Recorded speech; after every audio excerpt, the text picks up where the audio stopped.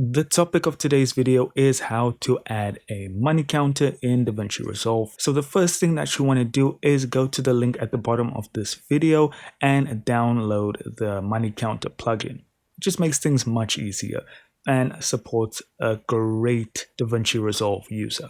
Alright, so once you've downloaded and installed your money counter plugin, all we're going to do is go into the title section here. Notice I am on the cut tab. All right, and then we're going to scroll all the way down, and there it is. You can type it in too. So just drag and drop this onto your timeline. Okay, so if you don't have the sidebar open, just go to Inspector and it will pop up. Now we can adjust our fonts, colors, and so forth on the text tab. And when we are done there, we're going to jump over to the number tab.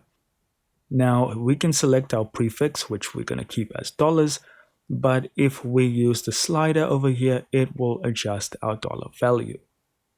Now, as you can see, sliding, it does only go to a certain amount, but you can type in any amount and it will work.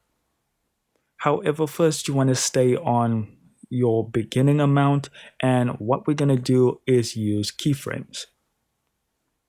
So let's say that's my starting amount, and I'm just going to tap on the keyframe diamond over here. And then you would just scroll further down and you can set more keyframes and change the value, set a keyframe, so forth.